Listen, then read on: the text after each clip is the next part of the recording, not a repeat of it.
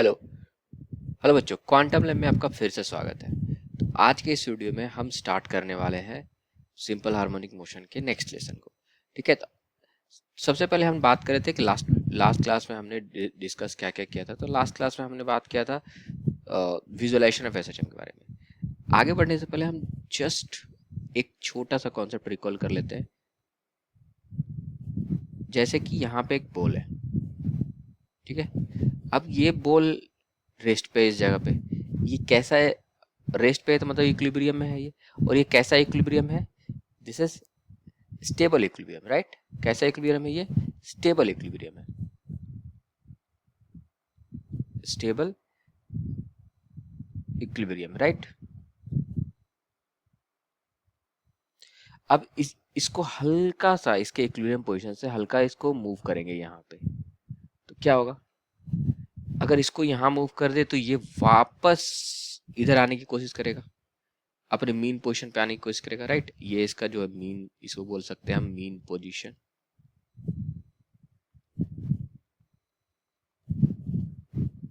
ये अपने mean position की तरफ आने की कोशिश करेगा, राइट। और वापस जैसे इसको यहाँ पे छोड़ेंगे तो ये वापस यहाँ मीन पोजीशन पे आएगा। अब ये आ तो जाएगा लेकिन यहाँ रुकेगा नहीं। ये क्या होगा? ये आगे बढ़ता जाएगा, यहाँ रुकेगा नहीं और ये थोड़ा सा आगे बढ़ जाएगा। और आगे बढ़ेगा तो ये फिर यहाँ पहुंच जाएगा और यहाँ पे आकर के ये रुकेगा। अब यहाँ पे आ तो गया है, रुक गया यहाँ पे थोड़ी देर, लेकिन यहाँ पे रह नहीं पाएगा क्योंकि इस समय फिर इस पे इस डायरेक्शन में फोर्स लग रहा होगा वापस मीन पोजीशन पे लाने के लिए। तो ये वापस जैसे मुड़ना स्टार्ट करेगा और वापस मीन पोजीशन पे आएगा, लेकिन फिर यहाँ रुक नहीं पाएगा और ये आगे बढ़ जाएगा। तो ये जो प्रोसेस है ये कंटिन्यू चलता रहेगा, है ना। और इसी को तो हम ऑसिलेशन बोलते हैं।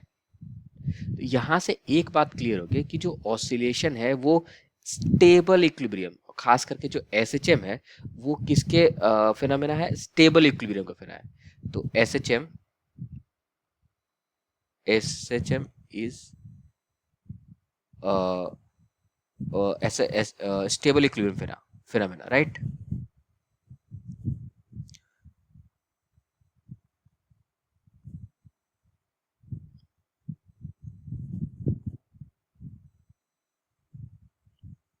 ठीक है, ये स्टेबल इक्विलिब्रियम पे होगा। समझ में आई बात? अब हम आगे बढ़ते हैं थोड़ा सा और। यहाँ पे देखो, ये स्प्रिंग से रिलेटेड एक हमारे पास बॉक्स है और ये पहले रेस्ट पे रहता है, ठीक है। ये पहले क्या है? रेस्ट पे। इसको अगर ऐसे देखें तो यहाँ मान लेते हैं ये इनिशियली यहाँ रेस्ट पे था, इसको हल्का सा हम पुश करके छोड़ेंगे, ठीक है। तो ये क्या होगा? ये आसपास से घूमता रहेगा। मतलब जैसे मान लो लेट से कि हमने इसको एक्स डिस्प्लेसमेंट इसको प्रोवाइड किया, है ना। यहाँ पे देख लेते हैं, ये इसका मीन पोजीशन है, ये इसका मीन पोजीशन है, ठीक है। यहाँ से इसको हमने एक्स डिस्प्लेसमेंट प्रोवाइड किया यहाँ से यहाँ तक, ठीक है। और जैसे इसको छोड़ेंगे, इसको इलोंगेट करके छोड़ेंगे तो ये वापस अपने मीन पोजीशन पे आने आएगा। लेकिन जब ये यहाँ पहुँचेगा तो इसके पास काफ़ी ज़्यादा स्पीड होगा, बस इमीडिएटली तो रुक नहीं पाएगा और ये क्या होगा? आगे की तरफ बढ़ जाएगा, है ना। और यहाँ पे आकर के ये कहीं रुकेगा। अब यहाँ पे जब ये ये रुका इस पोजीशन पे, तो ऑब्वियसली ये जो स्प्रिंग है ये कंप्रेस हो चुका होगा। तो अब ये क्या करेगा? इसको इधर पुश करेगा और ये फिर से इधर मूव करेगा और फिर से जब ये मीन पोजीशन पहुंचेगा तो दो इलोंगेशन तो ठीक हो चुका होगा, ये नेचुरल पोजीशन पे आ चुका होगा, लेकिन ब्लॉक के पास काफ़ी ज़्यादा स्पीड होगी, काइनेटिक एनर्जी ज़्यादा होगा, तो ये आगे बढ़ जाएगा और ये फिर से इस पोजीशन पे आ जाएगा, राइट। और फिर ये प्रोसेस हमेशा चलता रहेगा टू एंड फ्रो का, अगर इसमें कोई लॉस ऑफ एनर्जी ना हो रही हो। क्लियर? कोई कंफ्यूजन यहाँ पे नहीं ना? तो ये हम यहाँ पे नोटिस कर सकते हैं कि ऑब्वियसली इसको एक्सट्रीम पोजीशन, इसको कह सकते हैं एक्सट्रीम पोजीशन। ये हो गया बीच वाला मीन पोजीशन और इसको हम बोलेंगे एक्सट्रीम पोजीशन। ये हो गया मीन पोजीशन और ये जो दोनों लाइन है इसको हम बोलेंगे एक्सट्रीम पोजीशन।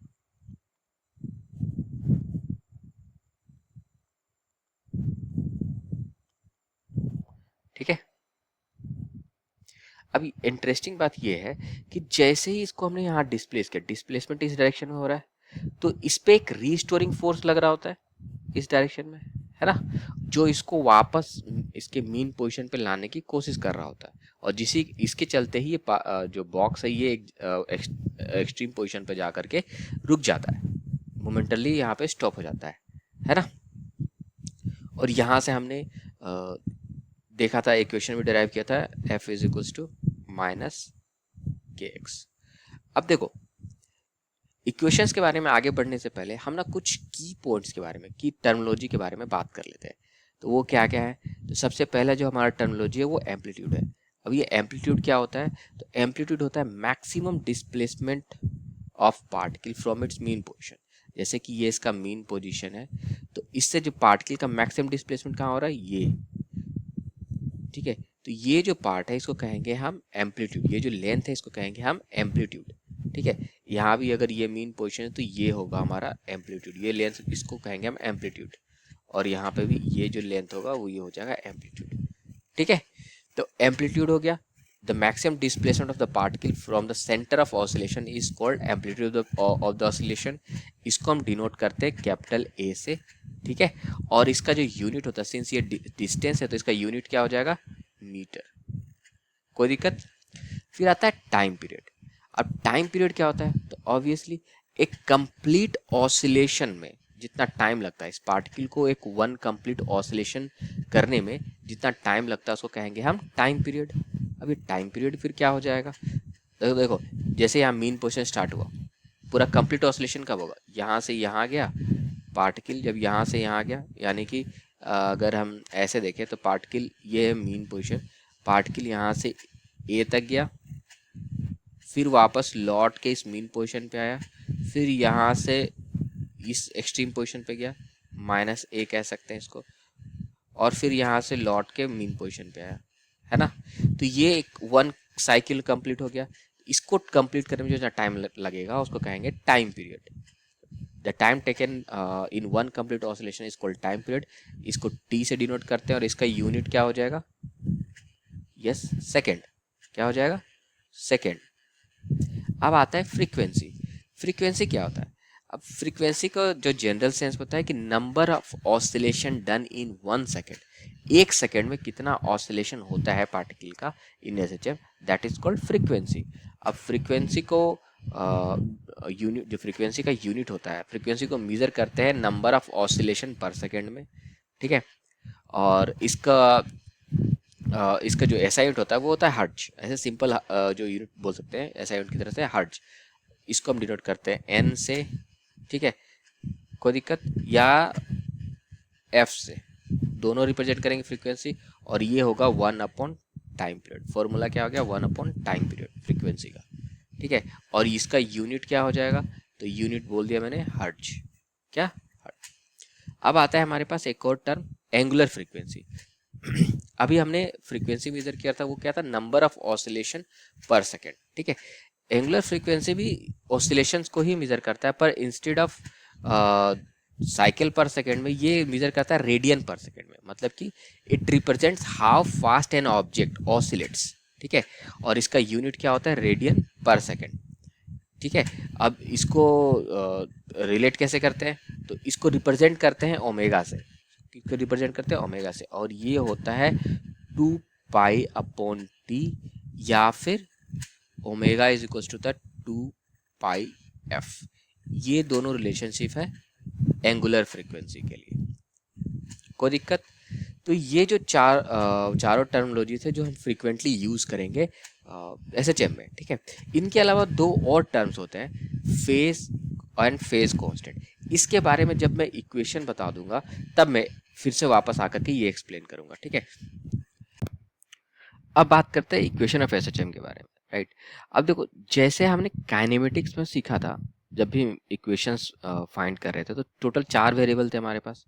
उन 4 वेरिएबल से हमने क्या किया था, 6 इक्वेशंस बनाए थे। कैसे, क्या क्या, तो एक था डिस्प्लेसमेंट और टाइम के बीच में रिलेशनशिप था, एक वेलोसिटी और टाइम के बीच में रिलेशनशिप था, एक एक्सेलरेशन और टाइम के बीच में रिलेशनशिप था, ठीक है। इसके अलावा हमने क्या लिखा था, एक था हमारा एक्सेलरेशन एंड डिस्प्लेसमेंट के बीच में रिलेशनशिप था, एक वेलोसिटी एंड डिस्प्लेसमेंट के बीच में रिलेशनशिप था, साथ साथ एक्सेलरेशन एंड वेलोसिटी के बीच में रिलेशनशिप था। तो यही जो 6 रिलेशनशिप है, हम इक्वेशन ऑफ एसएचएम, मतलब एसएचएम के लिए ये 6 रिलेशनशिप हम फाइंड करने की कोशिश करेंगे। ठीक है। अब इक्वेशन आगे आगे बढ़ने से पहले हम क्या करते हैं, एक एस एच एम एज्यूम कर लेते हैं।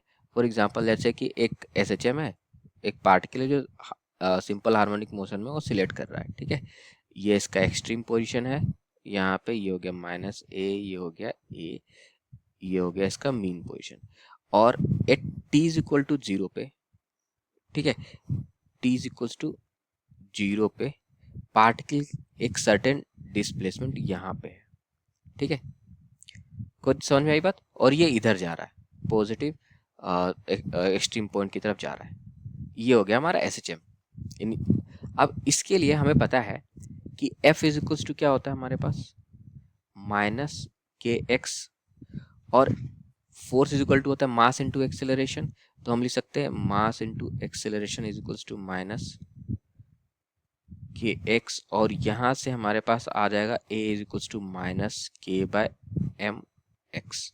अब ये जो है ना, ये है हमारा एक्स, ए और एक्स के बीच में रिलेशनशिप, है ना कि नहीं। इसको अगर हम फर्दर मॉडिफाई करें तो हम मान लेते हैं कि लेट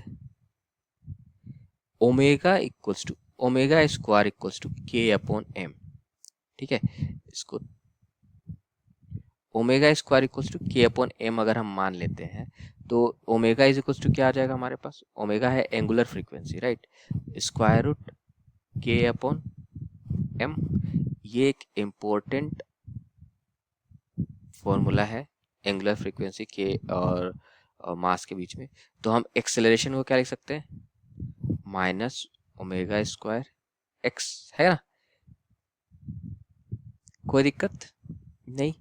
अब हम, ये तो हो गया ए और एक्स के बीच में रिलेशनशिप। इसके अलावा हम क्या लिख सकते हैं, नाउ हमें पता होता है कि एक रिलेशनशिप याद है काइनेमेटिक्स का, v d v is equals to होता है ए डी एक्स। हमारे पास ए एक्स के टर्म में आया है तो हम ये पुट कर लें, v d v is equals to minus omega square x d x, है ना, कोई दिक्कत। अब इन दोनों को हम इंटीग्रेट करेंगे, कहाँ से कहाँ, तो ये पार्टिकल कहाँ जा रहा है, स्पीड इसकी कहाँ है, यहाँ पे मान लेते हैं इसकी स्पीड v है, तो v, और एक्सट्रीम पोजीशन पे स्पीड क्या होती है 0, तो v से 0 तक, और ये x का वैल्यू कहाँ से कहाँ तक, x से लेकर के एम्पलीट्यूड तक, है ना, यहाँ से यहाँ तक ये पार्टिकल जा रहा है। इसको इंटीग्रेट करेंगे तो क्या आएगा हमारे पास, माइनस वी स्क्वायर अपॉन 2, और इसको इंटीग्रेट करेंगे तो क्या आएगा, माइनस ओमेगा स्क्वायर, हमारे पास आ जाएगा A square upon 2 minus x square upon 2। ठीक है, इसको फर्दर सॉल्व करेंगे, ये माइनस माइनस कट गया, ये 2 इधर जाएगा तो ये सभी 2 को कैंसिल आउट कर देगा, तो हमारे पास क्या बचेगा, v square equals to omega square a square minus x square. और यहाँ से एक रिलेशनशिप आ गया हमारे पास, v is equals to square root omega square a square minus x square. ठीक है, तो यहाँ से ये जो रिलेशनशिप बन के आ रहा है, v is equals to omega को बाहर ले सकते हैं, a square minus x square. ठीक है, ये हो गया रिलेशनशिप v और x के बीच में, है कि नहीं, v और x का रिलेशनशिप भी आ गया हमारे पास। अब फर्दर हम इसको लेके चले, ऑल्सो हमें पता होता है कि होता है v is equals to d x upon d t, rate of d x upon d t. अगर ये पुट कर दे तो हमारे पास क्या आएगा, d x upon d t is equals to हो जाएगा ओमेगा स्क्वायर रूट ए स्क्वायर माइनस एक्स स्क्वायर। ये जो a square minus x square इस साइड लेकर के आ जाएंगे, तो हमारे पास क्या आ जाएगा, d x upon square root A square minus x square equals to omega d t. अब इन दोनों साइड को इंटीग्रेट कर दे यहाँ से यहाँ तक, ये क्या आ जाएगा हमारे पास, इसको टाइम को हम कहाँ से 0 से लेकर के लेट्स से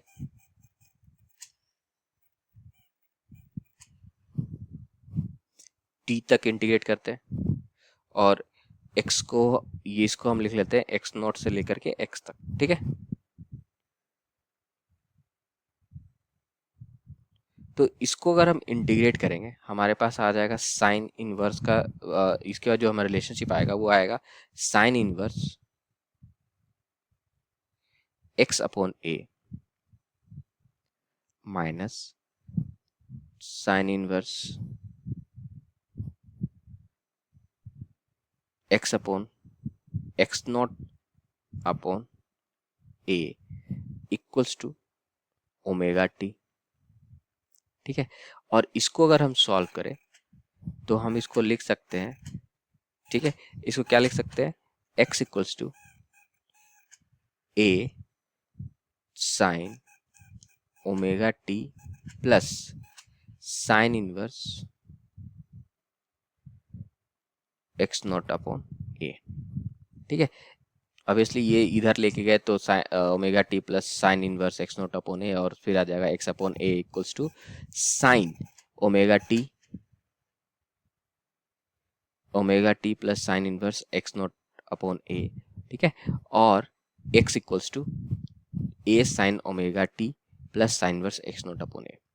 अच्छा, ये जो टर्म है ना इसको कहेंगे हम फेज। ये जो पूरा टर्म है इसको हम कहेंगे फेज। क्या बोलेंगे हम, फेज। ये बहुत इंपॉर्टेंट टर्म है, और ये जो बच रहा है यहाँ पे ना ये वाला टर्म, इसको हम बोलेंगे हम फेज कांस्टेंट। क्या बोलेंगे हम, फेज कांस्टेंट, फेज कांस्टेंट। ठीक है, अब इसके बारे में आगे बात करते हैं। जैसे कि मैंने बताया था फेज और फेज कांस्टेंट के बारे में, तो यहाँ से हमारे पास एक जनरल इक्वेशन बन के आया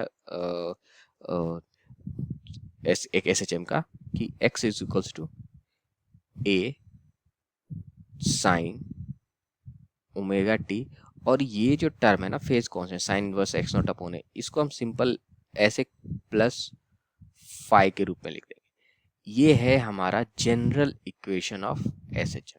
क्या है, general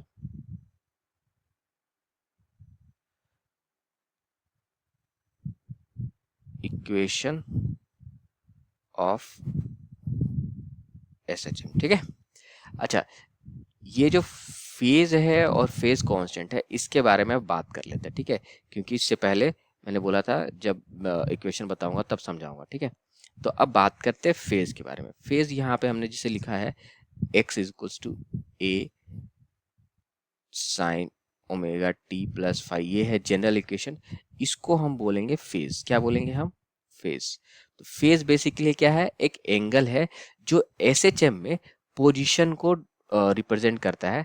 it represents position of the particle at any point. ठीक है, तो फेज क्या बताता है, फेज एक एंगल है। ठीक है, बेसिकली एक एंगल ही है ना, और ये क्या बताता है, position of particle at any time. It shows position of particle at any time, position of particle मान लेते हैं। ठीक है, फॉर एग्जाम्पल जैसे कि अगर हमारा ये ओमेगा टी प्लस फाइव मान ले, ये जो है ओमेगा टी प्लस फाइव, इसका वैल्यू 0 है, मतलब ये टर्म 0 हो गया, तो x का वैल्यू क्या आ जाएगा, 0 है ना। x का वैल्यू क्या आ जाएगा, 0। तो x यहाँ से 0 से आज स्टार्ट हो रहा है, कोई दिक्कत। अगर इसका पाई बाय 2 हो गया ओमेगा टी प्लस फाइव, इसका वैल्यू पाई बाय 2 हो गया, तो x का वैल्यू क्या होगा, ये मतलब पार्टिकल है वो कहाँ पे होगा, एक्सट्रीम पोजीशन पे, क्योंकि साइन पाई बाय 2 का वैल्यू कितना होता है, 1, वो यहाँ पे है। अगर इसका वैल्यू पाई हो गया ओमेगा टी प्लस फाइव,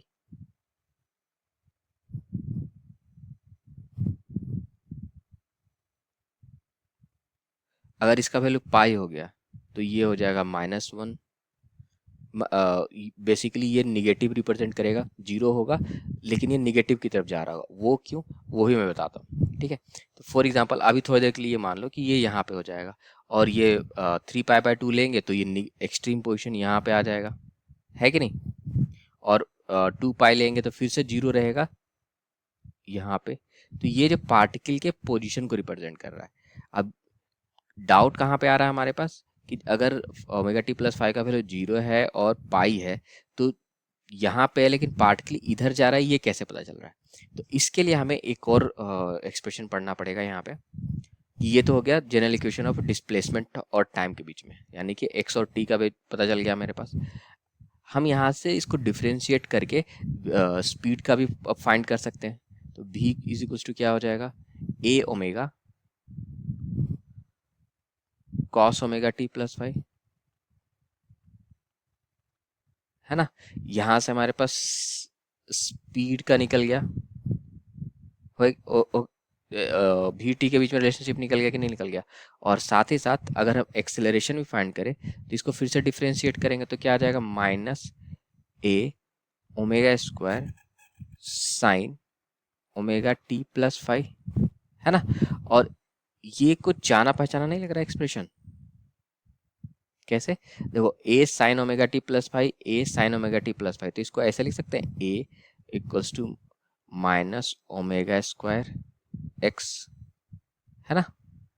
याद करो पहला रिलेशनशिप जो हमने देखा था, A is equals to minus omega square X, ये जाना पहचाना रिलेशनशिप आ रहा है ए और एक्स के बीच में। तो हमने we T x T V T और ए टी का रिलेशनशिप भी हमने फाइंड कर लिया यहाँ से यहाँ तक, ठीक है।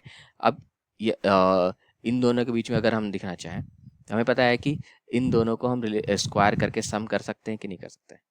ये अगर हम इसको स्क्वायर करके इसको v अपॉन ए ओमेगा का स्क्वायर करें तो क्या आएगा, v अपॉन ए ओमेगा का स्क्वायर प्लस ए अपॉन ए ओमेगा का स्क्वायर, ए अपॉन ए ओमेगा स्क्वायर का करेंगे तो ये क्या आ जाएगा 1, है ना। ये आ जाएगा हमारे पास क्या, v square upon A omega square plus a square upon a square omega to the power 4 equals to 1। ये क्या हो गया, ए और भी के बीच में रिलेशनशिप, ये हो गया ए और भी के बीच में रिलेशनशिप। तो ये सभी जो रिलेशनशिप है ये हमने फाइंड कर लिए, है कि नहीं। अब बात करते हैं, हमारे पास वापस फेज वाले पार्ट पे आते हैं। हमारे पास भी का इक्वेशन क्या आया था, A omega cos omega T plus five, ये था relationship, right.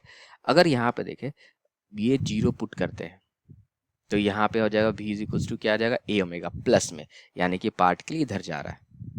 Okay, pi by 2 रखेंगे तो यहाँ पे v का वैल्यू क्या आ जाएगा 0, राइट। यहाँ पे v है पॉजिटिव, यहाँ पे v क्या है 0। इस जगह पे पाई पुट करेंगे तो ऑब्वियसली साइन वाला x का वैल्यू तो 0 आएगा, लेकिन v का वैल्यू क्या आ जाएगा, कॉस पाई का वैल्यू क्या होता है -1, तो v का वैल्यू क्या आ जाएगा माइनस ए ओमेगा, यानी कि पार्टिकल मतलब निगेटिव एक्सट्रीम, यानी कि इस तरफ जा रहा है, राइट। तो यहाँ से हमें डायरेक्शन मिल गया, इसलिए मैंने कहा था कि यहाँ पे होगा। फिर ओमेगा टी प्लस फाइव का वैल्यू 3π/2 पुट करेंगे तो v का वैल्यू फिर से 0 आ जाएगा और x का वैल्यू क्या आ जाएगा -a, तो ये यहाँ पे हो गया, निगेटिव एक्सट्रीम पे हो गया, ठीक है। और 2π पुट करेंगे तो ऑब्वियसली x का वैल्यू 0 आएगा और v का वैल्यू क्या आएगा पॉजिटिव, तो वो इधर जा रहा है कि नहीं। तो यानी कि पार्टिकल 2π के मतलब जो 2π है हमारा फेज के बाद वापस मोशन को रिपीट हो रहा है, फेज एंगल जो हम ले रहे हैं ये 2π के बाद रिपीट हो रहा है, कोई दिक्कत। तो ये हमें समझ में आ गया फेज का रिलेशनशिप। अब बात करते हैं ये फेज कांस्टेंट, ये जो फाई हम लिख रहे हैं ना इसको कहते हैं फेज कांस्टेंट। जैसे x इक्वल्स टू लिखे हमने a sine omega T plus five, ये है हमारा फेज कांस्टेंट।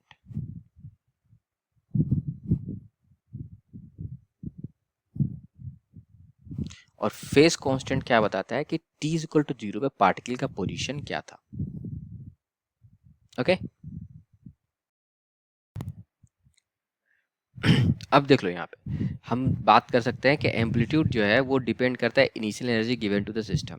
जितना हम एनर्जी इनिशियली देंगे उस पर डिपेंड करेगा कि पार्टिकल का जो एम्पलीट्यूड है SHM का वो कितना होगा, राइट। अगर कम एनर्जी देंगे तो एम्पलीट्यूड कम होगा और अगर ज़्यादा एनर्जी देंगे तो एम्पलीट्यूड ज़्यादा होगा, राइट। और दूसरा पार्ट है कि जो फेज कांस्टेंट है, ये बहुत इंपॉर्टेंट पार्ट है। जो फेज कांस्टेंट हमने देखा था x equals to a sine omega T plus five. इसमें जो फाइव फेज कांस्टेंट है ये डिपेंड करता है initial position of the particle. मतलब कि पार्टिकल अगर मान लो कि ये एस एच एम हो रहा है, ये मीन पोजीशन है, तो ये कोई ज़रूरी नहीं है कि हमेशा वो मीन पोजीशन से स्टार्ट हो पार्टिकल मूव करना, या फिर एक्सट्रीम पोजीशन पे हो सकता है particle t is equal to zero पे किसी और पोजीशन पे हो। तो ये जो पोजीशन है ये रिलेट करता है फाइव, मतलब ये फाइव है इस initial t is equal to zero particle कहाँ था उस पर डिपेंड करता है। ओके, अब इसी पे बेस्ड हमने जो कॉन्सेप्ट देखा इस पे बेस्ड हम कुछ प्रॉब्लम कर लेते हैं। तो सबसे पहले ये क्वेश्चन देखते हैं कि the resultant force acting on a particle executing simple harmonic motion is 4 Newton when it is 5 centimeter away from the center of oscillation. Find the spring constant. कैसे करेंगे? यहाँ पे गिवन क्या क्या है? गिवन हमारे पास है फोर्स दे रखा है इन्होंने 4 न्यूटन, और x का वैल्यू दे रखा है इन्होंने 5 centimetre away from the centre of oscillation.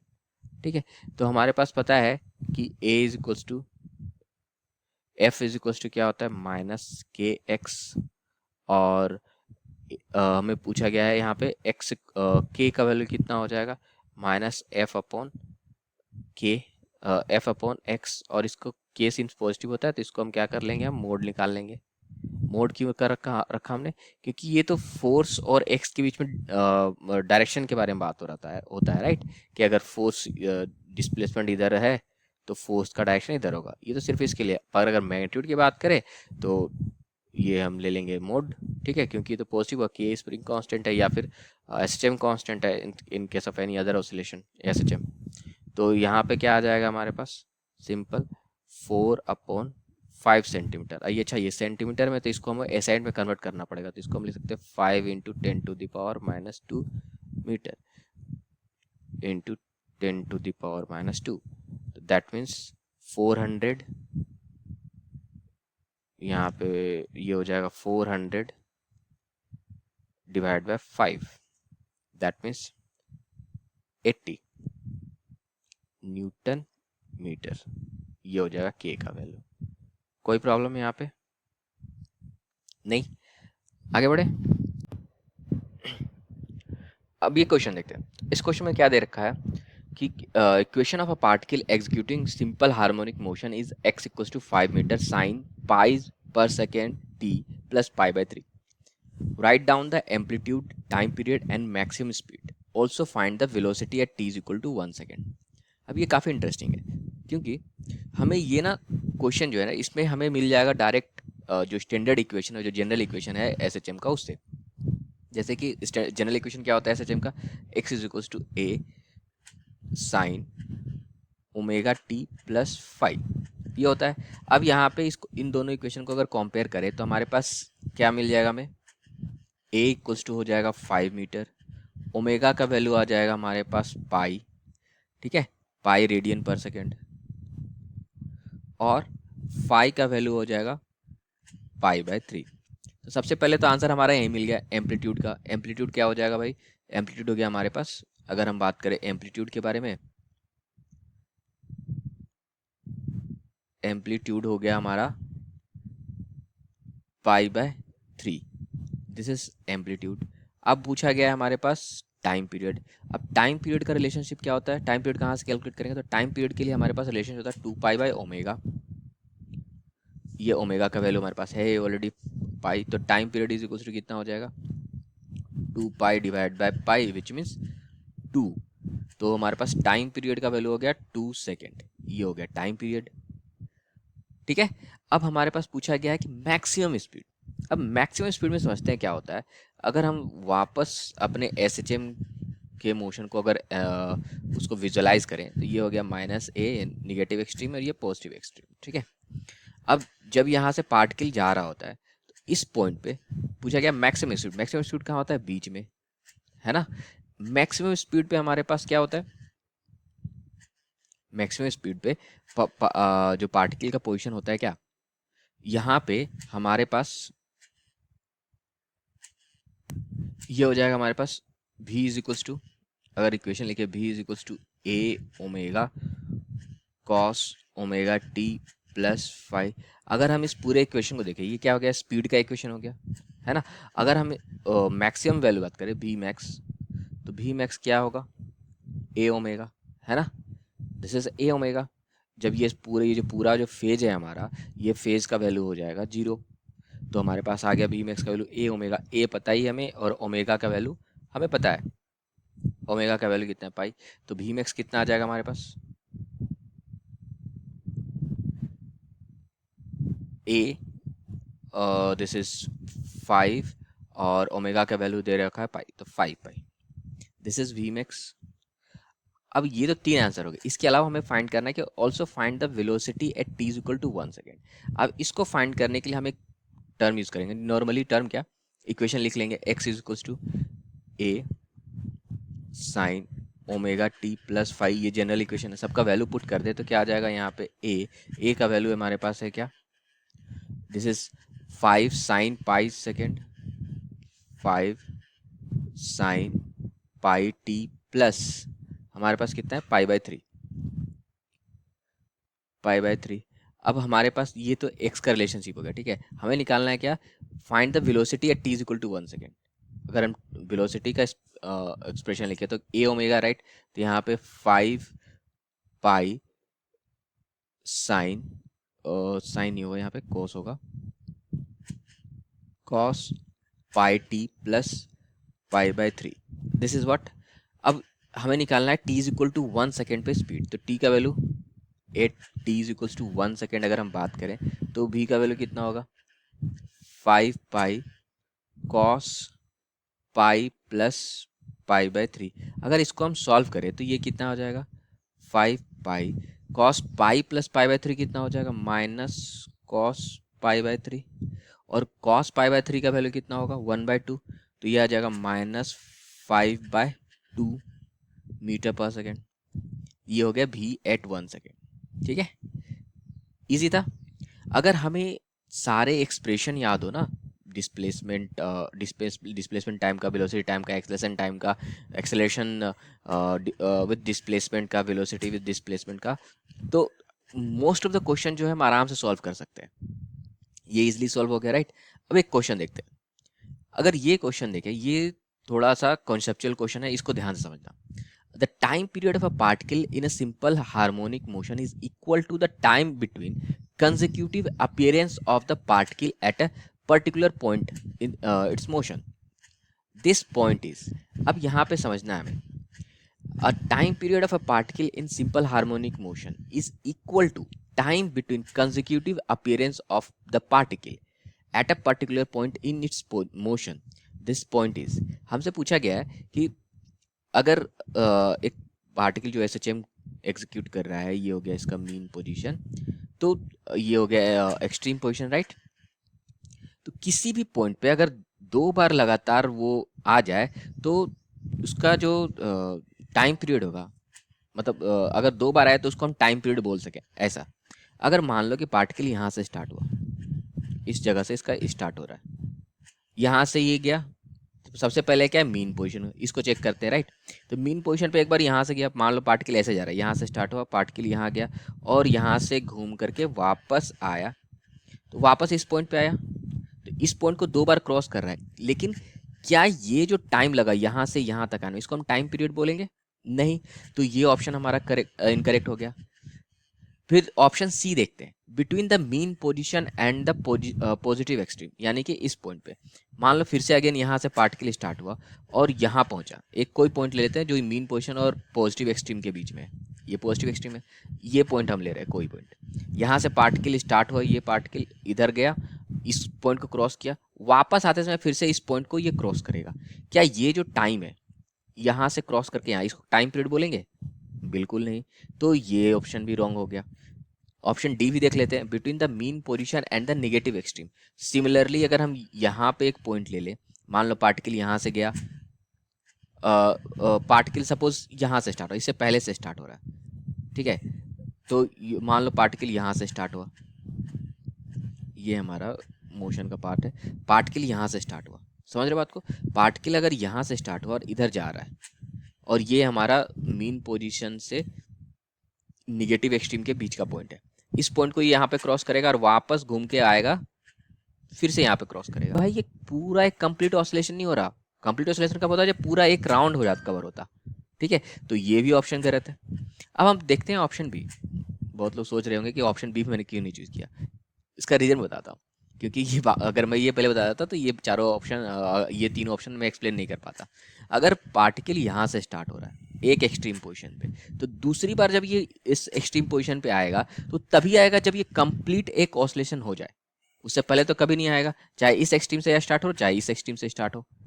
तो जब एक पूरा चक्कर लगा करके पहुंचेगा तभी वो वापस उस एक्सट्रीम पोजीशन पहुंचेगा। और एक पूरा चक्कर लग जाएगा तो उसमें जो टाइम लगेगा उसी को टाइम पीरियड बोलते हैं। तो ऑप्शन हमारा बी करेक्ट है ना। अच्छा क्वेश्चन था, कॉन्सेप्चुअल क्वेश्चन था। अब इसी तरह से एक और क्वेश्चन देखते हैं। अब जैसे यहाँ पे क्वेश्चन दिया है कि a block of mass 5 kg execute simple harmonic motion under the restoring force of a spring. The amplitude and the time period of the motion are 0.1 meter and 3.14 second respectively. Find the maximum force exerted by the spring on the block. अब इस question को करने के लिए भी ना हमें थोड़ा सा बेसिक कॉन्सेप्ट चाहिए होगा स्प्रिंग के बारे में और एसएचएम के बारे में। क्या? देखो सबसे पहले तो हम बात करते हैं गिवन क्या क्या है। गिवन हमारे पास है मास दे रखा है, एम का वैल्यू दे रखा है इन्होंने 5 kg। फिर क्या दे रखा है इन्होंने दे रखा है टाइम पीरियड और एम्पलीट्यूड। एम्पलीट्यूड का वैल्यू ए दे रखा है इन्होंने 0.1 मीटर और टाइम पीरियड यानी कि टी का वैल्यू दे रखा है इन्होंने 3.14 सेकेंड। और इसको हम पाई लिख लेते हैं क्योंकि जनरली हम पाई से डील करते हैं, right. Pi second. Find the maximum force exerted by the spring of the block, spring on the block. ठीक है, अगर मैं पूछूं कि ये चल रहा है यहाँ पे,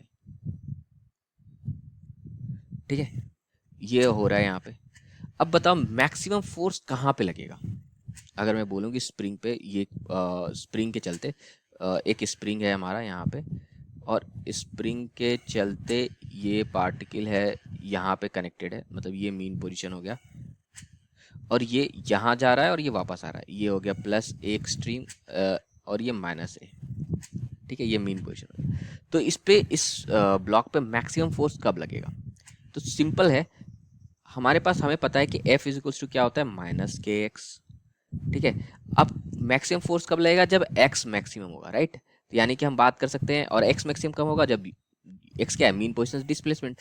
तो ये किसी एक्सट्रीम पोजीशन पे होगा, या तो यहाँ होगा या तो यहाँ होगा। तो F मैक्स हम लिख सकते हैं कब होगा? जब ये kx के बराबर होगा, इस पॉइंट पे, है ना।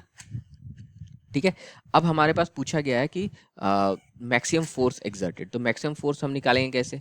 अगर हमें पता है एफ का कोई डायरेक्ट रिलेशनशिप हमारे पास नहीं है, लेकिन हमें पता है कि ए इज इक्वल्स टू होता है omega minus omega square x, या फिर, ठीक है, अगर हम ए निकाल ले जब एक्स का वैल्यू तो हम मास से मल्टीप्लाई कर सकते हैं, है ना।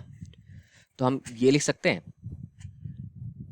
ए अगर निकाले ए मैक्स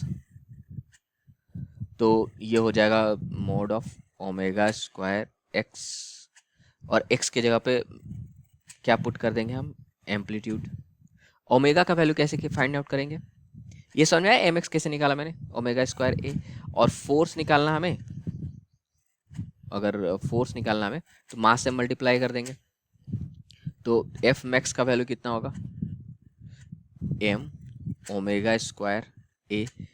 और ओमेगा का वैल्यू क्या होता है हमें? ओमेगा तो दिया नहीं, टाइम पीरियड देख रहा है, तो ओमेगा का वैल्यू क्या होगा? 2π/t। तो एम 2π/t स्क्वायर ए। सबका वैल्यू पुट करते हैं हम। एम का वैल्यू हो गया 5, ये हो जाएगा 4π square divide by T square. T क्या है? पाई हम लिख लेते ना, तो यहाँ पे पाई स्क्वायर, इसको नीचे भी कर देते हैं। और ए का वैल्यू कितना दे रखा है? 0.1 मीटर, तो ये हो जाएगा 0.1। ये पाई स्क्वायर कैंसिल आउट हो जाएगा, तो बचेगा कितना? 4 5 20, 20 इंटू 0.1 दैट इज 2। तो फोर्स, मैक्सिमम फोर्स कितना आ गया हमारे पास? 2 न्यूटन। और ये मैक्सिमम जो फोर्स लग रहा है कब लग रहा है? किस एक्सट्रीम पोजीशन पे? यहाँ पे लग रहा है एक्सट्रीम पोजीशन पे। समझ में आई बात? क्लियर है? ठीक है, अब हम ये क्वेश्चन देखते हैं। इस क्वेश्चन में क्या दे रखा है? A particle is executing simple harmonic motion has angular frequency 6.28/सेकंड, राइट। तो यहाँ पे हमारे पास क्या दे रखा है, ओमेगा का वैल्यू दे रखा है कितना, 6.28/सेकंड। अगर हम बात करें 6.28 को, तो इसको हम ले सकते हैं 2 इंटू 3.14/सेकंड। अब 3.14 देख कर कुछ याद आया, जी हाँ, ये है पाई का वैल्यू, तो इसको हम 2 पाई लिख सकते हैं। अब 2 पाई मैंने क्यों लिखा है, क्योंकि आगे चल के जब फेज वगैरह का कोई कैलकुलेशन करेंगे ये इक्वेशन में, तो ये 2 पाई को यूज करना ज़्यादा इजी होगा, ठीक है। तो अब हम आते हैं अपने पार्ट पे, क्वेश्चन के मेन पार्ट पे। हमें पूछा गया फर्स्ट में find A the time period. अब हमें टाइम पीरियड निकालना है। अच्छा, उससे पहले गिवन दे रखा था एम्पलीट्यूड, ए का वैल्यू दे रखा है ना कितना, 10 सेंटीमीटर। हमें क्या निकालना है, टाइम पीरियड। ए में जब हम टाइम पीरियड निकालें तो टाइम पीरियड का फॉर्मूला क्या होता है, t is equal to 2 pi upon omega. तो हमारे पास क्या होगा, 2 पाई और ओमेगा का वैल्यू हमारे पास कितना है, अगेन 2 पाई। तो ये कैंसिल आउट हो गया, which means time period is equal to 1 second, ठीक है। एक तो ये हो गया आंसर, है ना इजी, 2 पाई देख करने का फायदा। अब बी बात करते हैं, पूछा क्या द मैक्सिमम स्पीड। अब मैक्सिमम स्पीड कितना होता है, अब याद करो मैक्सिमम स्पीड कितना होता है, ए ओमेगा। ये कैसे आया, क्योंकि भी में जो भी होता है उसका एक्सप्रेशन क्या होता है, भी is equals to A omega sine cos omega T plus 5, cos omega t 5 for maximum cos omega T plus 5 का वैल्यू 1 हो जाता है, तो वी मैक्स का वैल्यू क्या आ जाएगा, ए ओमेगा। अब ए और ओमेगा दोनों का वैल्यू हमारे पास है, तो हम वी मैक्स का वैल्यू निकाल सकते हैं। वी मैक्स इक्वल्स टू कितना हो जाएगा, ए का वैल्यू हम ले लेते हैं 10 और ओमेगा का वैल्यू हो गया 6.28। यहाँ पे 6.28 लेने से फायदा है, क्योंकि हम वैल्यू निकाल रहे हैं राइट डायरेक्ट। तो ये कितना हो जाएगा, 62.8 सेंटीमीटर पर सेकेंड, ठीक है। अब आते हैं सी पे, पूछा क्या है सी में द मैक्सिमम एक्सेलरेशन। अब मैक्सिमम एक्सेलरेशन कितना होता है, तो मैक्सिमम एक्सेलरेशन होता है A omega square. A max क्या होता है, अब ए मैक्स होता है A omega square, A omega square. अब ये कैसे होता है, तो सिंपल सा बात है, जो एक्सेलरेशन का है, अगर मैं एक्सेलरेशन का एक्सप्रेशन के बारे में बात करूं, ए बराबर क्या होता है, माइनस ओमेगा स्क्वायर एक्स। अब ए मैक्स कब होगा, जब एक्स का वैल्यू सबसे ज्यादा होगा। एक्स का वैल्यू सबसे ज्यादा क्या हो सकता है, एम्पलीट्यूड। ओमेगा स्क्वायर ए ही मैक्सिमम वैल्यू होगा, राइट। तो ये हो गया ए मैक्स का वैल्यू ए ओमेगा स्क्वायर, ए ओमेगा स्क्वायर। अब यहाँ से ए मैक्स का वैल्यू हम क्या निकाल सकते हैं, ए का वैल्यू हम ले लिए 10 और यहाँ पे ओमेगा का वैल्यू 6.28 का स्क्वायर। अगर 6.28 का स्क्वायर करेंगे तो ये हो जाएगा हमारे पास 39.44, विच मीन्स 394.4। अगर हम इसको फर्दर बात करें तो एम एक्स का वैल्यू कितना आ गया, 394.4 मीटर पर सेकेंड स्क्वायर। ये हो गया सी का आंसर। अब हमारे पास है option D, the speed when displacement is 6 centimetre from the mean position, ठीक है। हमें क्या निकालना है, स्पीड जब डिस्प्लेसमेंट है 6 सेंटीमीटर फ्रॉम मीन पोजीशन। अब देखो इस वाले पार्ट के लिए हमें समझना पड़ेगा, हमें किसके बीच रिलेशनशिप चाहिए, स्पीड के बीच में और डिस्प्लेसमेंट के बीच में। अब ये कैसे करेंगे, तो इसके लिए हम रिलेशनशिप डिराइव कर सकते हैं, अगर याद नहीं हो तो।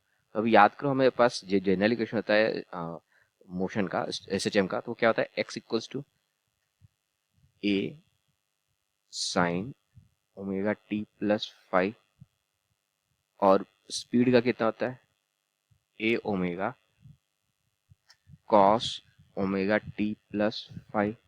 अगर हम इसको ऐसे करें, X upon A is equal to हो जाएगा sine omega T plus 5, right. और भी अपॉन ए ओमेगा हो जाएगा कॉस ओमेगा टी प्लस 5। ऐसे करें, एक्स अपॉन ए क्या हो जाएगा, साइन ओमेगा टी प्लस 5। और इसी तरह से हमारे पास भी अपॉन ए ओमेगा क्या हो जाएगा, कॉस ओमेगा टी प्लस 5।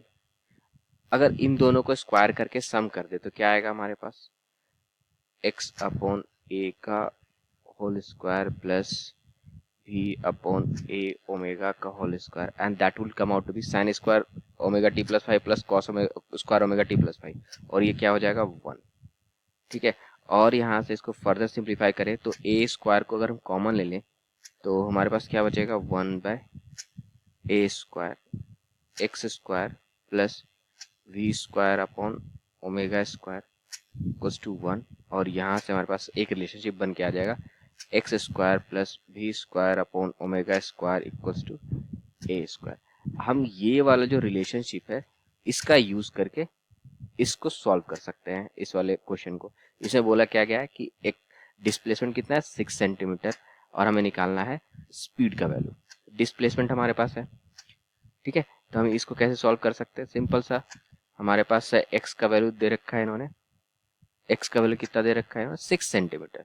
तो 6 सेंटीमीटर का square plus v square, omega का वैल्यू हमारे पास कितना है, यहाँ पे ले लेते हैं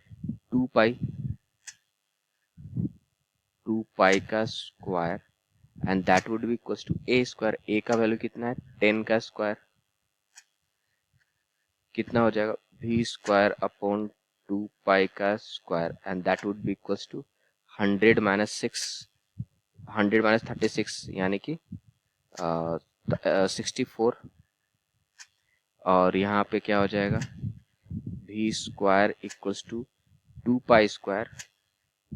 पाई का स्क्वायर इंटू 64, और v इज इक्वल्स टू क्या होगा, square root of this, that means 2 pi into इसका स्क्वायर रूट करेंगे तो आ जाएगा 8, which means v is equals to 16 pi metre per second.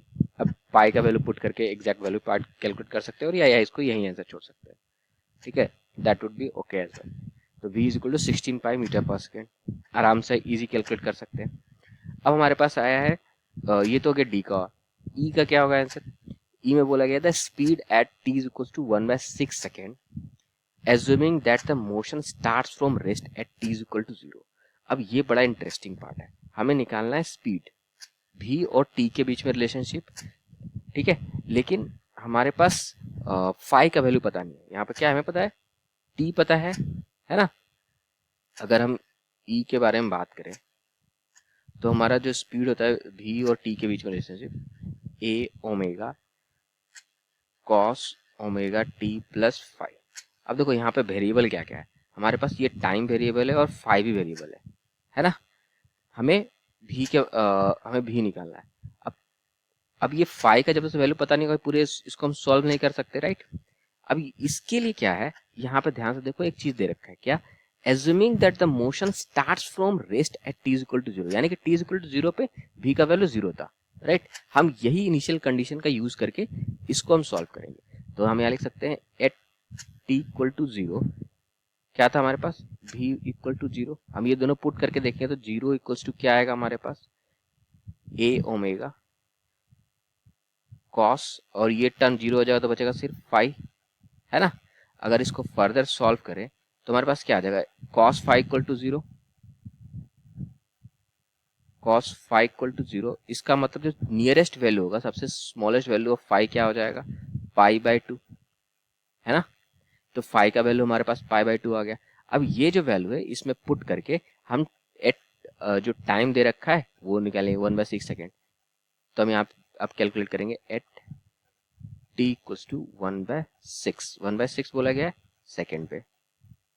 तो हम इस इक्वेशन लिख लेते हैं, v is equals to a का वैल्यू दे रखा है इन्होंने 10, ओमेगा का वैल्यू 6.28, ठीक है, कॉस और ओमेगा टी, ओमेगा का वैल्यू अगेन यहाँ पे आ जाएगा हमारे पास 6.28, इसको यहाँ पे ओमेगा का वैल्यू 2 पाई रख लेते हैं ताकि हमें सॉल्व करने में आसानी हो, और t का वैल्यू है 1/6, दिस इज इनटू 1/6 प्लस, और फाइव का वैल्यू है π/2, ये कितना होगा 2 3 जा 6, तो दैट मीन्स 62.8 कॉस π/2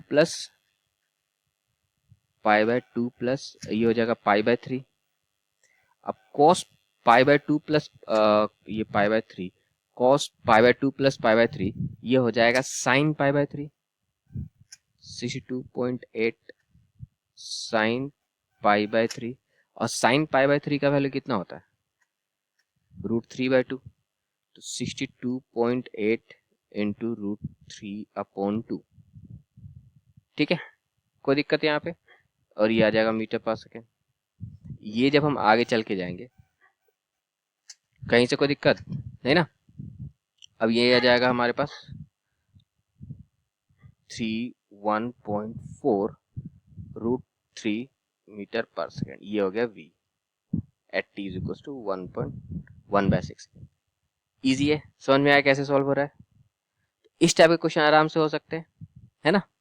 अब कुछ इजी वाले क्वेश्चन भी हैं, जैसे कि यहाँ पे अब बोला गया है कि the distance covered by particle undergoing SHM in one time period is. अगर ये डिस्टेंस बोला गया है तो डिस्टेंस कभी कभी हम डिस्प्लेसमेंट में पूछा जाता है। जैसे ये देखो, distance of a particle in simple harmonic motion in one time period, ये कितना होगा, ठीक है। यही क्वेश्चन यहाँ नीट 2019 में पूछा गया था, तो मैंने इन दोनों को एक बार मर्ज कर दिया है। बोला गया कि the displacement of a particle in simple harmonic motion in one time period. तो ऑब्वियसली एक टाइम पीरियड में क्या होता है, एक कंप्लीट ऑसिलेशन। अगर पार्टिकल यहाँ से स्टार्ट हो रहा है तो पार्टिकल यहाँ से एक कंप्लीट ऑसिलेशन करके वापस जब यहाँ पहुंचेगा ये कंप्लीट ऑसिलेशन होगा। अब इसमें डिस्प्लेसमेंट क्या होगा, गेस कर लो, ऑब्वियसली 0, तो इसका आंसर हो गया 0। अगर वहीं पे हम डिस्टेंस पूछे कि distance covered by particle in simple harmonic motion, तो देखो यहाँ पे डिस्टेंस क्या है, ये है -a, ये है हमारा +a। पार्टिकल जब यहाँ से स्टार्ट होगा एक कंप्लीट ऑसिलेशन है, तो यहाँ से यहाँ तक a, फिर यहाँ से यहाँ तक a 2a, फिर यहाँ से यहाँ तक एक डिस्टेंस और a 3a, और यहाँ से यहाँ तक 1a, यानी कि टोटल कितना डिस्टेंस कवर हुआ, 4 टाइम्स ऑफ एम्पलीट्यूड, यानी कि डिस्टेंस कवर्ड इज 4a। कोई दिक्कत, कहीं से कोई कंफ्यूजन नहीं ना, बहुत सही। अब बात करते हैं इस क्वेश्चन के बारे में। ये क्वेश्चन थोड़ा सा इंटरेस्टिंग है, ठीक है। इससे बोला गया कि student says that he had supplied the force F equals to -k√x। F का वैल्यू क्या दे रखा है इन्होंने, -k√x। अब ये बोल रहा है क्या कि on a particle and the particle move in a simple harmonic motion, and somehow जो पार्टिकल है वो सिंपल हार्मोनिक मोशन में मूव कर रहा है। अब ये क्या कह रहा है, ही रिफ्यूजेस टू टेल वेदर के इज कांस्टेंट। अब ये जो है इस के बारे में ये नहीं बता रहा कि कांस्टेंट है कि नहीं, मतलब इस एक्सप्रेशन में जो के है, इस एक्सप्रेशन जो के है इसके ये कांस्टेंट है या नहीं, इसके बारे में कोई इन्फॉर्मेशन नहीं है हमारे पास। Assume that he has worked only with positive X and no other forces acted on the particle. हमें इन चारों ऑप्शंस में करेक्ट ऑप्शन चूज करना है, ठीक है। ये सिंगल करेक्ट आंसर वाला एमसीक्यू है, ठीक है। तो सिंपल हमें याद करो, हमारे पास फोर्स का क्या वैल्यू होता है, -kx। अब जनरली क्या होता है, यहाँ पे कंफ्यूजन हम करते हैं, क्या करते हैं कि हम इस के को इस के से कंपेयर करते हैं और बोल देते हैं कि भाई ये तो कांस्टेंट होता है। बिल्कुल नहीं, कहीं भी ये नहीं लिखा हुआ है कि के लिखेंगे तो इसका मतलब कांस्टेंट होगा। के हाँ कांस्टेंट के लिए रिप्रेजेंट करते हैं, पर जब हम ये लिख रहे थे किसी एसएचएम के लिए, तो यहाँ पे जो के लिख रहे हैं ये के क्या है, कांस्टेंट है, ठीक है। लेकिन यहाँ पे जो ये के है ये कांस्टेंट नहीं है, दिस इज डिफरेंट के, ये के और ये के डिफरेंट है ना। यहाँ पे के एक वेरिएबल के की तरह लिया गया है, कोई दिक्कत। तो इन दोनों को अगर हम कंपेयर करें, अगर ये एसएचएम है और अगर फॉर एग्जांपल इस कांस्टेंट को हम क्या कर लेते हैं, के डैश लिख लेते हैं, तो to become to follow this equation, मतलब ये जो इक्वेशन जिस ऑसिलेशन को रिप्रेजेंट कर रहा है उसको एसएचएम होने के लिए अगर इसको हम कंपेयर करें तो हम लिख सकते हैं कि दिस के शुड बी इक्वल्स टू के डैश √x, है ना। अगर ये एसएचएम, ये जो इक्वेशन है इस क्वेश्चन के अकॉर्डिंग, पर्सन के अकॉर्डिंग, अगर ये एसएचएम को रिप्रेजेंट कर रहा है तो इस के का वैल्यू इस के डैश √x के बराबर होना चाहिए, तभी हमारे पास ये रिलेशनशिप आएगा, ठीक है। समझ में आई बात। अब इसको देख करके हम ये बोल रहे हैं कि अगर के का वैल्यू के डैश √x है तो इसमें से कौन सा बात सही है। नीचे से देखते हैं, the motion can not be simple harmonic motion. भाई ये पहले ही बोल रहा है कि सिंपल हार्मोनिक मोशन में है, तो ये तो ऑप्शन रॉन्ग हो गया। दूसरा, x इंक्रीजेस के रिमेन्स कांस्टेंट। अब देखो √x का वैल्यू अगर हम मतलब यहाँ पे x का वैल्यू इंक्रीज करेंगे तो इस k के वैल्यू में कोई चेंजेस आएगा, ऑब्वियसली ये इंक्रीज कर रहा है ना, कांस्टेंट तो नहीं है, ये कैंसिल आउट हो गया, डिक्रीजेस वाला भी पार्ट कैंसिल हो गया, बचा क्या, अगर x का वैल्यू इंक्रीज करेंगे तो k का वैल्यू इंक्रीज करेगा, यानी कि ऑप्शन ए करेक्ट है, ठीक है। जैसे कि x इंक्रीज कर रहा है तो k का वैल्यू भी इंक्रीज कर रहा है। फाइन। अब एक नेक्स्ट क्वेश्चन देखते हैं। इस क्वेश्चन में पूछा गया है कि displacement of particle along x axis is given by x equals to a sin square omega t, the motion of particle is corresponds to. ठीक है, अच्छा हमें क्या है, जनरल इक्वेशन ऑफ जो SHM होता है वो क्या होता है, x equals to a sin omega t plus five. अगर इसको कंपेयर करें, x जो है directly proportional to sine function, sine के स्क्वायर का फंक्शन नहीं होता। ठीक है, यहाँ पे साइन का स्क्वायर है, तो ये तो पहले तो ये SHM है ही नहीं, तो ये है नॉन सिंपल हार्मोनिक मोशन। बाकी सभी सिंपल हार्मोनिक मोशन को रिप्रेजेंट करे, ये नॉन सिंपल हार्मोनिक मोशन है। ठीक है, तो ऑप्शन सी करेक्ट है, कोई दिक्कत नहीं। अब इसका कुछ इंटरेस्टिंग क्वेश्चन देख लेते हैं, जैसे कि ये इस क्वेश्चन में पूछा गया है कि the motion of a particle is given by x equals to a sin omega t plus b cos omega t। अब इस टाइप के क्वेश्चन है, इसमें कैसे करें, देखो यहाँ पे तो कोई स्क्वायर टर्म है नहीं। ठीक है, तो इस तरह का क्वेश्चन हो तो वो कैसे करेंगे। अब इसको करने के दो तरीके हैं, एक तो सिंपल, अभी फेजर मैंने बताया नहीं है तो फेजर का यूज करके मैं बता सकता था, इन दोनों को अलग अलग SHM की तरह ट्रीट करके उनका सोल्यूशन निकाल करके, और इसको simple mathematical representation, mathematical tool का यूज करके हम इसको अगर किस समहाउ इस तरह से कन्वर्ट कर पाए, इस x equals to amplitude, amplitude को मैं यहाँ पे यहाँ a यूज किया है, तो एम्पलीट्यूड को मैं a sine omega t plus five, ये जो जनरल इक्वेशन है SHM का, उसमें अगर मैं कन्वर्ट कर पाऊँ तो मैं बता सकता हूँ कि SHM है या नहीं। अगर नहीं कन्वर्ट हो पा रहा है तो ये SHM में नहीं होगा। तो इसको देखते, यहाँ पे A और B है, तो इसको सॉल्व करते कैसे मैथ में। इसको हम ऐसे कर सकते हैं कि मान लिया कि एक ट्राइंगल है, ये एंगल हो गया फाइव, इसका ये साइड जो है ये है हमारा A, और इसको हम मान लेते हैं B, तो ये क्या हो जाएगा, square root a square plus B square, है ना। तो हमारे पास अगर हम साइन फाइव लिखें तो साइन फाइव क्या हो जाएगा, b अपॉन स्क्वायर रूट ए स्क्वायर प्लस बी स्क्वायर, और कॉस फाइव लिखें तो ये हो जाएगा a upon square root A square plus B square. ठीक है, अब ये इक्वेशन लिखते हैं x इक्वल्स टू, अगर हम ऐसे लिखें A square plus B square, ठीक है, और ब्रैकेट के अंदर हम लिखें a upon square root A square plus B square sine omega T plus b upon square root A square plus B square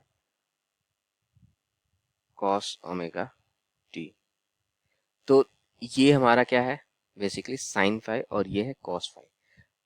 ठीक है, इसको फर्दर हम लिख सकते हैं रूट ए स्क्वायर प्लस बी स्क्वायर, ये a अपॉन हो जाएगा cos five, cos five sine omega T plus sine five cos omega t. ये किसका है, साइन a प्लस बी, यानी sine omega T plus five का फॉर्मूला है। तो इसको ऐसे लिख सकते हैं square root A square plus B square sine omega T plus five, sine a plus B के फॉर्म पे इसको हमने सेट करके सॉल्व कर दिया। अब इसको और इस वाले स्टैंडर्ड इक्वेशन को कंपेयर करें तो एम्पलीट्यूड की जगह पे हमारे पास क्या है, स्क्वायर रूट ए स्क्वायर प्लस बी स्क्वायर, यानी कि ये पहले तो सिंपल हार्मोनिक मोशन है और इसका जो एम्पलीट्यूड है वो क्या है, स्क्वायर रूट ए स्क्वायर प्लस बी स्क्वायर। तो ऑप्शन डी करेक्ट है, कोई दिक्कत, समझ में आई बात। अब दूसरा क्वेश्चन देखते हैं। अब इस टाइप का क्वेश्चन है, यहाँ पे क्वेश्चन क्या है कि a particle move on x axis according to the equation x equals to a plus B sine omega t, the motion is simple harmonic with amplitude. अब ये कैसे करेंगे, क्योंकि हमें पता है कि जनरल इक्वेशन क्या होता है, x equals to a sine omega t, अगर सिंपल फाइव को छोड़ दे तो ओमेगा टी होता है। ठीक है, अगर ये हम जब इसको हम जब रियलाइज करें एक्चुअल लाइफ में प्रैक्टिकली, तो क्या है, at t is equal to zero, x का वैल्यू कितना था, zero, t equal to zero पे x का वैल्यू भी क्या है, जीरो। t का वैल्यू ये जो ओमेगा t है, अगर इसका हम वैल्यू ले लें, t का वैल्यू हम ले लेते हैं t का वैल्यू, जैसे ये ओमेगा t है, इसको हम मान लेते हैं ओमेगा t का वैल्यू, ओमेगा टी का जो वैल्यू है वो हम मान लेते हैं पाई/2, तो ये आ जाएगा ए, और पाई इसको पाई 3 पाई/2 ले लेते हैं तो ये हो जाएगा माइनस ए। कोई दिक्कत है ना? कहीं से कोई कंफ्यूजन नहीं?